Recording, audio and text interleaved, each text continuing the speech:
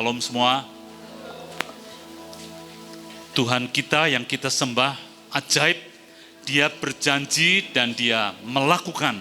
Dan saya mengalami semua itu, saudara. Sampai hari ini, semua kerinduan, secret desire, kerinduan yang ada di dalam hati, juga apa yang Tuhan janjikan, itu terjadi dalam hidup saya. Saya namanya Gideon Sudirgo, saya tinggal di Cirebon. Saya punya, Tuhan percayakan usaha membuat tulisan firman, saudara. Tulisan firman seperti ini. Ya, salah satu contohnya faith, begitu. Ya, ini dibuat dengan tangan, diukir. Saya sudah memulai dari tahun 1987, saudara. Sudah lama. Sampai hari ini terus produksi dikirim ke lebih daripada 30 negara dan berbagai macam bahasa. Kalau Jepang, bahasa Jepang, Swedia, bahasa Swedia. Ya. Ini salah satu. Saya nanti ingin membagikan kepada beberapa saudara. Ini Jesus is the head of this house. Ya.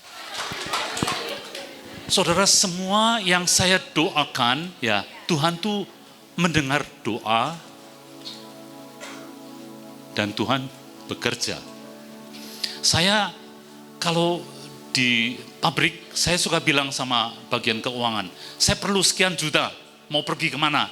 Itu uang mendadak datang, saudara.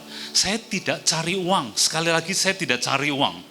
Tapi belajar menguasai dengan perkataan, saudara. Kalau dipimpin sama Tuhan, kamu pergi ke sana, kamu lakukan ini, saudara, itu harus belajar. Itu adalah dari Tuhan. Pada waktu saudara melangkah, baru itu datang. Seringkali kita menunggu datang dulu, baru melangkah. Sampai hari ini, mau perlu memperbaiki rumah, tinggal bilang saja, lalu uangnya datang, saudara. Tidak tahu dari mana. Ya. Jadi, kuasa perkataan itu penting sekali. Saudara, saya lahir dari ayah saya seorang pendeta, ya. Saya anak nomor 5 dari 8 bersaudara. Ya. Saya dari kecil saya memperhatikan kehidupan orang tua saya. Seringkali tanggal 10 mungkin persembahan kasih dari jemaat sudah habis. Saya melihat ibu saya menjual baju bekas, ditukar dengan beras dan sebagainya. Karena ada 8 anak dan 2 orang tua, 10 mulut yang harus makan, saudara. Ya. Tetapi saya melihat tidak pernah ditinggalkan oleh Tuhan. Walaupun secara finansial itu limited, ya, tetapi berkat itu dari mana-mana berdatangan. Ajaib sekali. Saya senang dari kecil tuh senang teknik, saudara. Kalau sudah urusan teknik, semua di rumah itu apa saja dibongkar. Kepengen tahu apa sih ini dibikin bagaimana, kenapa ini dibuat begitu, saudara.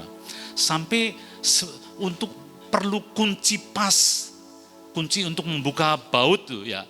Saya harus pergi ke tukang loak, pesen dulu karena tidak cukup uang untuk beli ke toko dan waktu itu jarang sekali orang jual alat-alat, saudara.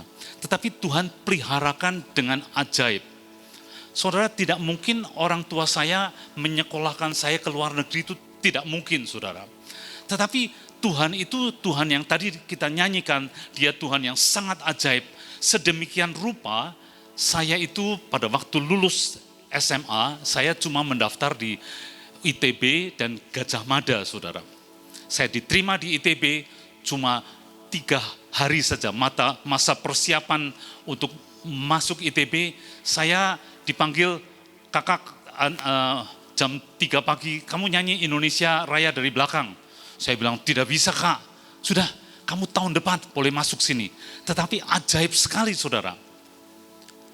Saat yang sama saya diterima di Gajah Mada untuk gelombang kedua. Jadi saya dari ITB tahun depan boleh masuk, tetapi saya sudah diterima di Gajah Mada.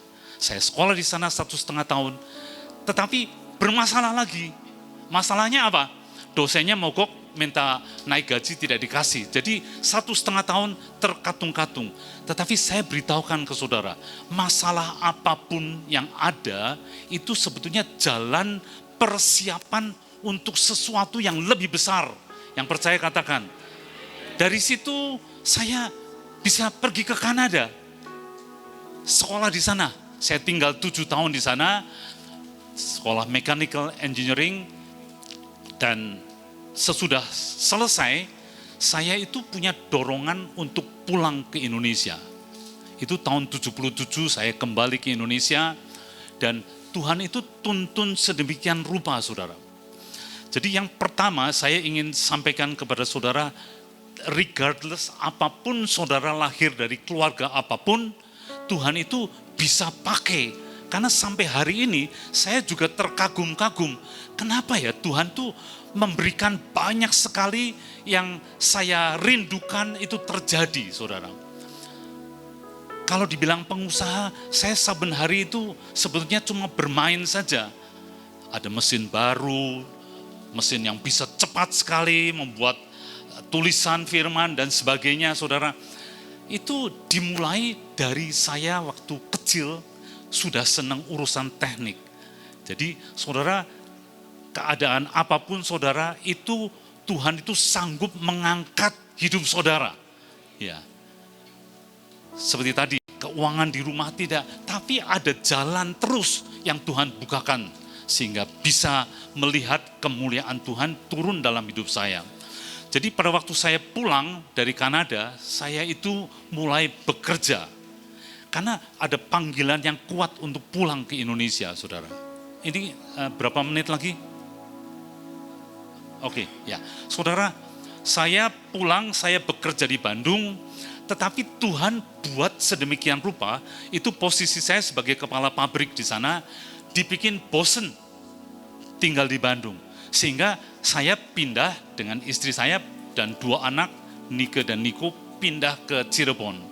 Di Cirebon, saya tuh buka bengkel. Kenapa buka bengkel? Karena saya insinyur mesin, jadi saya pikir saya pandai dan bengkelnya maju sekali. Tapi satu saat itu bengkel kebakaran, saudara. Dalam waktu beberapa jam habis semuanya. Di situ saya belajar dan saudara perlu tangkap ini. Semua ide-ide yang keluar dari manusia itu satu saat akan dicabut. Tuhan Yesus bilang begini, setiap tanaman yang tidak ditanam oleh Bapakku yang di sorga akan dicabut sampai ke akar-akarnya. Di Matius 15 ayat 13 berkata begitu. Artinya memang saya pakai pikiran saya mau bikin bengkel karena saya pandai dalam hal itu. Tetapi ternyata dalam beberapa jam semua yang dikerjakan itu habis, saudara. Jadi di situ saya mengerti, saudara perlu menangkap apapun yang dikerjakan itu perlu dibawa ke hadapan Tuhan. Kalau Tuhan menanam sesuatu di dalam hati saudara, bahwa itu di hadapan Tuhan tidak berdasarkan kepandaian diri sendiri, saudara. Jadi sesudah terbakar, terus mulai berdoa, Tuhan, Engkau maunya apa sebetulnya dengan saya? Saudara, ternyata pada waktu berdoa itu Tuhan inginkan saya membuat tulisan firman yang tadi saya bagikan, saudara. Itu panggilan saya sampai ke ujung bumi. Tulisan firman sampai ke ujung bumi, itu panggilan saya. Jadi sekali lagi saudara, saya tidak bekerja cari uang sebetulnya.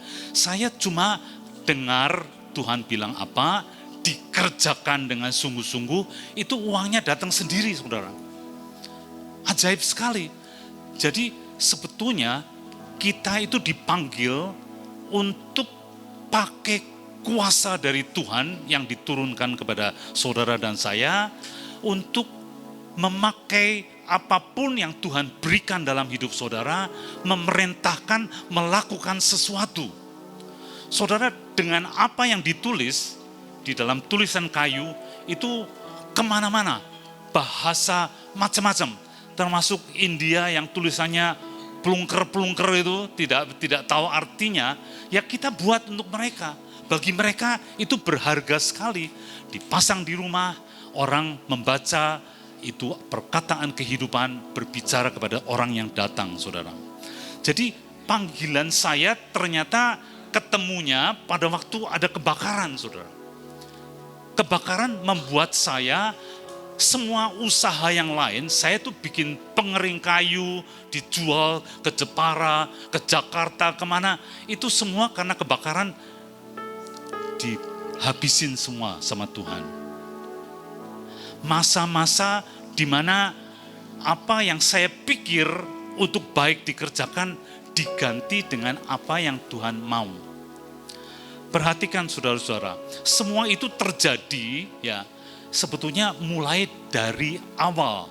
Setiap saudara punya potensi-potensi.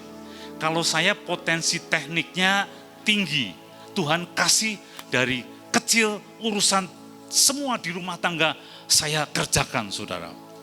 Dan itu dipakai oleh Tuhan untuk saya bisa berkarya di dalam tulisan firman tadi. Saudara, begitu Tuhan tunjukkan, ayo import mesin yang 1 kali kerja 8 biji. Tadi yang terima give us this day our daily bread, siapa ya? Give us this day our daily bread. No, ada. Tidak ingat? Saudara terima, no. Ada? No. Ya ini.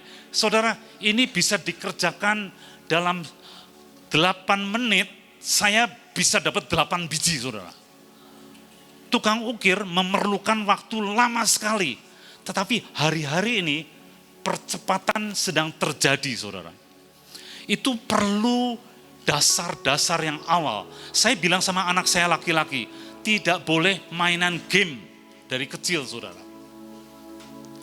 Kalau mau bikin komputer, mau ngerakit, silahkan, boleh beli dan rakit. Dan ternyata itu orang cuma mainan game saja, itu buang waktu, tidak potensi yang ada dalam hidup saudara, tidak berkembang, saudara. Hari ini dia bisa mengerjakan banyak perkara. Jadi saudara hargai apapun yang Tuhan taruh dalam hidupmu. Adik saya pintar ngomong, saudara. Adik saya laki-laki. Lalu dia di Kanada, dia real estate, jual beli rumah. Tapi satu hari, karena dia pintar ngomong, pintar relationship sama orang, dia jadi pendeta, saudara. Pendeta di Toronto, pendeta di Michigan. Jadi setiap orang itu punya sesuatu. Dan saudara perlu tekuni sungguh-sungguh dipakai. Apalagi saudara-saudara masih muda. Ya, pakai semua potensi yang Tuhan kasih sungguh-sungguh dipakai untuk kemuliaan Tuhan. Ya, apapun yang Tuhan tunjukkan kepada saudara, kerjakan dengan sungguh-sungguh sekali. Saudara, satu hari itu saya sebetulnya kenapa tulisan firman, satu hari pergi ke Jakarta, itu kurang lebih tahun 1985, saya lihat di toko buku, di sana ada tulisan dari kayu digergaji triplek. Tulisannya, God is our guide. Tuhan penuntun hidupmu. Saya beli, bawa di rumah.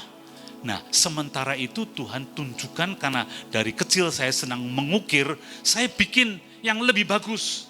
Saudara, cuma melangkah saja. Begitu sudah melangkah, ada orang Amerika datang main ke Cirebon. Dia lihat, kok bagus ya, saya mau jualan ini. Jadi mulailah produksi tulisan firman. Ide itu datang dari Tuhan. Apapun yang saudara sedang kerjakan, mungkin hari ini kelihatannya tidak valuable, tidak, kok begini-begini saja. Kerjakan terus. Sampai tiba saatnya Tuhan buka pintu, sehingga saya bisa ekspor. Memperkerjakan banyak orang. Ada 80 orang yang bekerja, bikin tulisan firman dari pagi sampai sore, terus dikirim kemana-mana, saudara. Idenya dari Tuhan. Satu hari, pada waktu saya pindah ke Cirebon dari Bandung, itu nenek dari istri saya bilang, aku mau titip peti mati ya di rumah kamu. Ada yang senang enggak dititipin peti mati? Tidak ada yang senang, ya. Ya saya bilang terima, sudah taruh di garasi, saudara. Ya, tiap kali lihat, kurang enak sebetulnya ya. Tetapi itu membuat ide lagi di hidup saya. Kenapa dibikin tebel sekali? Sedangkan orang cuma paling-paling 80-90 kilo itu dengan 3, 4, 5 mili sudah cukup. Kenapa harus 5 cm? 5 cm, 6 cm, 7 cm, makin kaya, makin tebal. Yang ngangkat lebih banyak, wah orang puji Tuhan ini orang kaya pasti ya. Tetapi itu menjadi ide yang dari Tuhan, kenapa tidak bikin yang tidak menakutkan, warna putih dan sebagainya. Jadi mulai kami berdoa, saya dan istri saya berdoa dan Tuhan kasih tahu, baik untuk dikerjakan, saudara. Jadi mulai produksi peti mati, saudara, ajaib sekali. Ya, ada yang mau beli? Tidak kan? Yang beli saudaranya nanti ya, atau anak atau ya. Ajaib sekali. Cuma satu hari itu ternyata petinya bocor. Jam 4 pagi saya ditelepon, Pak, ini petinya bocor Pak. Sedangkan saya sudah buat yang terbaik. Dalam dilapisin fiberglass, dicoba sama air, disiram air, bocor atau tidak. Tetapi pagi itu ternyata bocor, saudara. Jadi kami pergi ke sana, ambil peti yang baru, jenazah dipindah, itu baunya 1 minggu ada di hidung, saudara. Ya, saya bilang sama Tuhan, Tuhan sampai di sini cukup, saya tidak mau melanjutkan usaha peti, saudara. Ya, walaupun sudah berdoa loh, ya awalnya, tetapi pas semuanya itu ajaib. Pas ada pertemuan inti bilang begini, pemimpin, waktu itu Ibu Nani, pada waktu kami persiapan untuk persekutuan, mari kita membaca dari Yesaya 54 yang berkata begini, bersorak-soralah, memekiklah, bergembiralah, hai si mandul. Nah, tidak ada urusannya mandul dengan peti mati, saudara. Ya, saya juga bingung ini, sampai cukup lama saya berdoa, Tuhan maksudnya apa ya?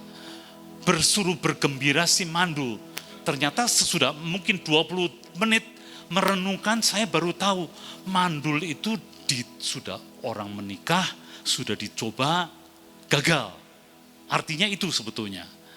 Jadi punya pilihan, mau tutup silakan. Atau kamu mau bersorak-sorai, bergembira. Karena Tuhan punya jalan keluar. Jadi pada waktu itu disodorkan, saya punya pilihan, mau tutup ya silakan. Mau terus, kamu caranya adalah bersorak-sorai, berharap sama Tuhan lewat kemustahilan, kegagalan yang kamu alami, saudara. Dan saya bilang, Tuhan saya mau pakai firman-Mu. Ternyata Yesaya 54 ayat 1 itu berbicara kepada saya. Karena dia bilang begini, yang ditinggalkan suami. Sudah ada suami masih mandul. Suaminya pergi, mandulnya apa? Sudah mandul sungguhan, sudah tidak bisa ada jalan keluar. Ternyata dengan bersorak-sorai, walaupun hati itu sepertinya ada tertekan, tapi saya bilang, saya mau bersorak-sorai. Saya pulang dari persekutuan, saya loncat-loncat di ruang doa, dan saya bilang sama kepala pabrik, besok semua tempat yang kosong diberesi, kita akan memperbesar urusan peti. Dan sampai hari ini tidak pernah berhenti, saudara, bikin peti terus dari tahun 80 sekian sampai hari ini bikin peti terus, saudara. Ya. Jadi firman itu hebat sekali, saudara. Saudara perhatikan setiap firman yang saudara baca itu satu kehidupan yang sebetulnya rencananya mau bubar, tidak jadi bubar, saudara. Jadi hari ini saya mendorong saudara-saudara. Ya. Ada 2 contoh, Ruth itu salah satu, banyak perempuan di sini, anak muda. Ruth tadi pada waktu dia bilang, aku Allahmu, Naomi menjadi Allahku. Ya. Bangsamu, bangsaku. Dia pulang ke Bethlehem, dia bermasalah, tidak punya apa-apa.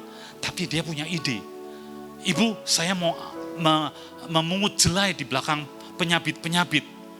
Saudara, Ruth tadi memulai dengan di belakang penyabit-penyabit. Levelnya di bawahnya penyabit, saudara.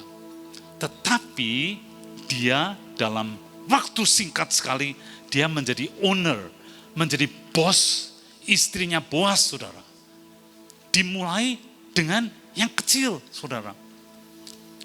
Ruth tadi dikatakan begini, dia mandornya bilang dari pagi sampai sekarang tidak berhenti. Saudara, kalau ini penyabit 1, penyabit 2, penyabit 3, mungkin ada 5 penyabit. Dia di belakangnya di sini, ini penyabit, ambil, ini sudah lewat, dia harus ke sini, harus ke sini, harus ke sini, balik lagi ke sana, saudara. Itu yang dikerjakan, dia tuh rajinnya luar biasa.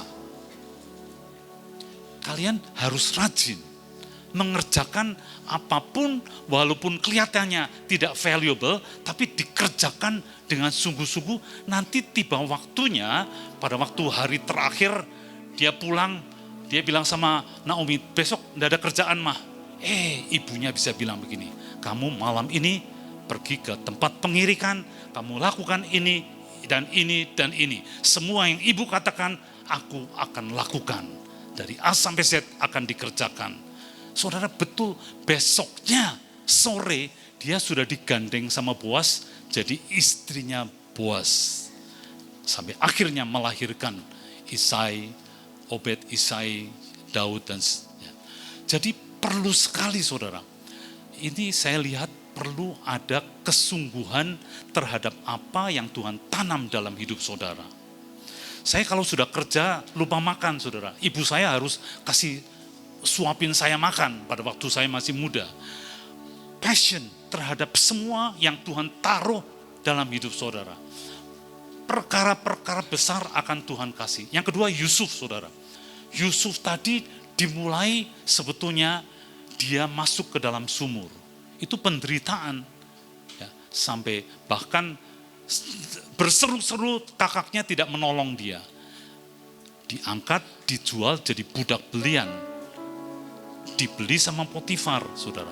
Itu proses-proses persiapan untuk perkara besar dalam hidup Yusuf. Di Potifar, dia berkarya ajaib sekali. Potifar mau apa saja dia tahu. Dan dia mempersiapkan semua sungguh-sungguh. Saudara, adik-adik semua, apapun yang atasan senior saudara sedang kerjakan, perhatikan, bantu dia semaksimal mungkin. Itu yang Yusuf kerjakan sehingga dia bisa diangkat, saudara. Jadi kehidupan Ruth, kehidupan Yusuf itu jadi berkat, bukan cari untuk kepentingan diri sendiri. Nanti berkatnya itu akan datang, saudara. Yusuf dari Potifar dia masuk ke penjara, itu persiapan juga. Sampai waktunya tiba, juru minuman bilang sama Firaun, saya ingat, maaf, saya ingat ada orang Ibrani di penjara yang cerita mengenai mimpi saya. Dan mimpi tuanku Firaun, dia pasti bisa cepat-cepat dipanggil, baju diganti, dipotong rambut dan sebagainya. Lalu Firaun bilang, aku dengar kamu bisa mengartikan mimpi. Bukan aku tuanku. Tapi ada Allah di atas yang akan menceritakan. Lalu diceritakan, langsung meterai daripada Firaun dikasihkan, kamu yang akan pimpin Mesir ini, saudara. Jadi setiap perkataan Yusuf itu harus didengar. Saudara, di Mazmur 105, tidak usah dibuka. Ini waktunya singkat sekali, maaf. Dijadikannya dia tuan atas istananya. Pada waktu Yusuf dipanggil, ya, Firaun yang bilang dijadikan oleh Firaun dia, yaitu Yusuf, tuan atas istananya dan kuasa atas segala harta kepunyaannya. Itu sebetulnya panggilan Tuhan untuk saudara berkuasa terhadap apapun yang di sekitar saudara. Lalu segala harta, kuasa atas segala harta kepunyaannya untuk memberikan petunjuk kepada para pembesarnya. Ini orang Ibrani loh, orang kampung boleh bilang. Suruh memberitakan kepada para pembesarnya sekehendak hatinya dan mengajarkan hikmat kepada para tua-tuanya. Ini orang yang kampung boleh dibilang, tetapi harus memberitahukan apa-apa petunjuk kepada semua pembesar-pembesar tua-tua yang ada di Mesir. Apa yang dia lakukan? Dia harus sujud di hadapan Tuhan, tanya. Karena setiap hari yang ngantri di kantor dia banyak, Pak, selanjutnya apa Pak? Bikin gudang, berapa besar? Dia harus kasih tahu, segini. Ya. Semua tidak boleh salah, itu dikerjakan. Dia sujud di hadapan Tuhan, tunjukkan jalanmu Tuhan, dan dia tidak pernah salah. Karena apa? Kalau dia salah, seperti dulu gubernur sini, salah sedikit saja sudah dibuang saudara. Karena dia posisinya orang Ibrani. Tetapi Tuhan menyertai Yusuf semua yang dikerjakan. Dan saya rindu saudara, Ruth dan Yusuf tadi, dia jadi berkat dalam hidupnya. Kita berdoa, Tuhan, waktu yang singkat ini sudah disampaikan. Hamba berdoa Tuhan, anak-anak-Mu di sini menangkap semua yang dipersiapkan menjadi penguasa akan keuangan, penguasa akan bisnis Tuhan. Hamba percaya Engkau sedang bekerja dalam setiap yang muda maupun yang tua. Di dalam nama Tuhan Yesus, amin.